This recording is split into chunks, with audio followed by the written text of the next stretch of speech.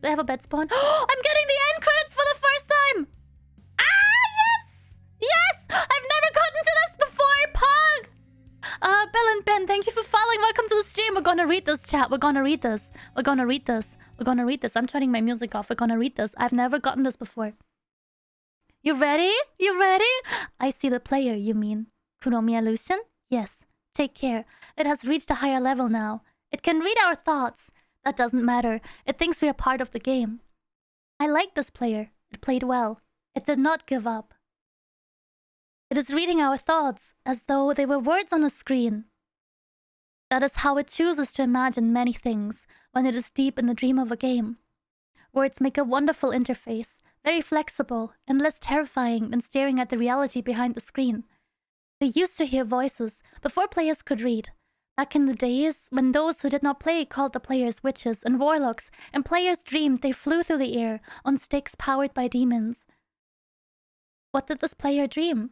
This player dreamed of sunlight and trees, of fire and water, a dream that created, and a dream that destroyed, a dream that hunted and was hunted. It dreamed of shelter. Ha! The original interface, 1,000,000 years old, and it still works. What true structure did this player create in this reality behind the screen? It worked with 1,000,000 others to sculpt a true world in fold of the... and created a... for... in the end? It cannot read that thought. No, it has not yet achieved the highest level that it must achieve in the long dream of life, not the short dream of a game. Does it know that we love it? That the universe is kind? Sometimes, through the noise of its thoughts, it hears the universe, yes. But there are times it is sad. In the long dream, it creates worlds that have no summer, and it shivers under a black sun, and it takes its sad creation for reality.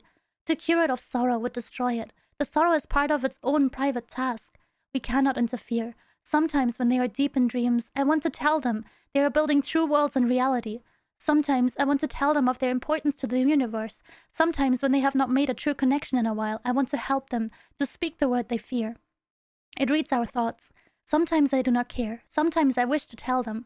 This world you take for truth is merely, and I wish to tell them that they are blank in the blank. They see so little of reality in their long dream, and yet they play the game. It would be so easy to tell them. Too strong for this dream. To tell them how to live is to prevent them living. I will not tell the player how to live. The player is growing restless. I will tell the player a story, but not the truth. No, a story that contains the truth safely, in a cage of words.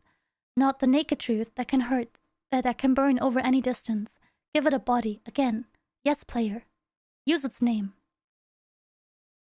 Kuromiya Lucien, player of games. Good. Take a breath now. Take another. Feel air in your lungs. Let your limbs return. Yes. Move your fingers. Have a body again under gravity and air. Okay. Respawn it in the long dream. So I think I gotta...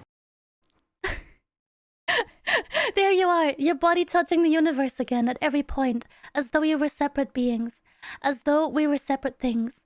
Who are we once we are called the spirit of the mountain, Father Sun, Mother Moon, ancestral spirits, animal spirits, jinn, ghosts, the green man, the gods, demons, angels, poltergeists, aliens, extraterrestrials, leptons, quarks? The words change. We do not change. We are the universe. We are everything you think it isn't you.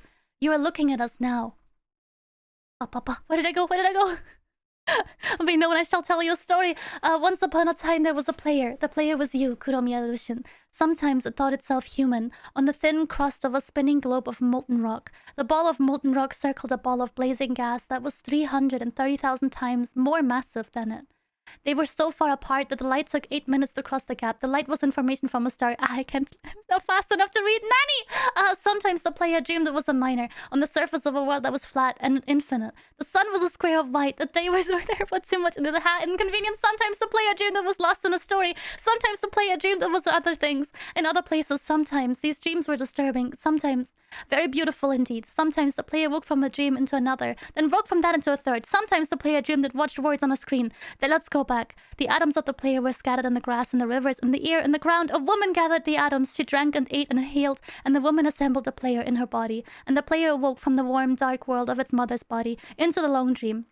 And the player was a new story, never told before, written in letters of DNA. And the player was a new program, never run before, generated by a source code a billion years old. And the player was a new human, never alive before, made from nothing but milk and love. You are the player, the story, the program, the human, made from nothing but milk and love. Let's go further back. The 7 billion atoms of the player's body were created, long before this game, in the heart of the star. So the player, too, is information from a star. And the player moves through the story, which is forests of information planted by a man called Julian, on a flat, infinite world created by a man called Marcus that exists inside a small private world created by the player who inhabits universe created by Shush.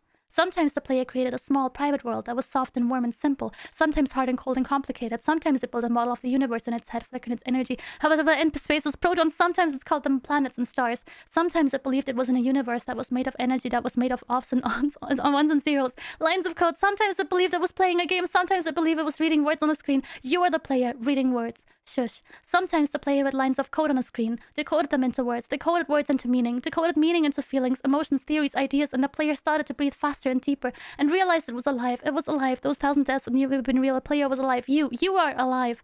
And sometimes the player believed the universe had spoken to it through the sunlight that came through the shuffling leaves on the summer trees.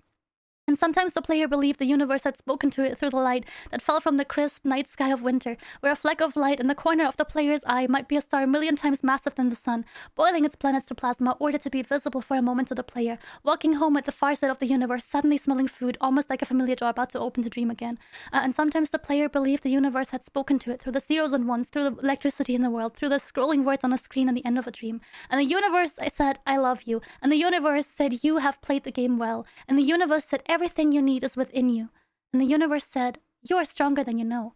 And the universe said, you are the daylight. And the universe said, you are the night. And the universe said, the darkness you fight is within you. And the universe said, the light you seek is within you. And the universe said, you are not alone. And the universe said, you are not separate from every other thing. And the universe said, you are the universe tasting itself, talking to itself, reading its own code. And the universe said, I love you because you are love. And the game was over and the player woke up from the dream. And the player began a new dream. And the player dreamed again, dreamed better. And the player was the universe. And the player was love. You are the player. Wake up.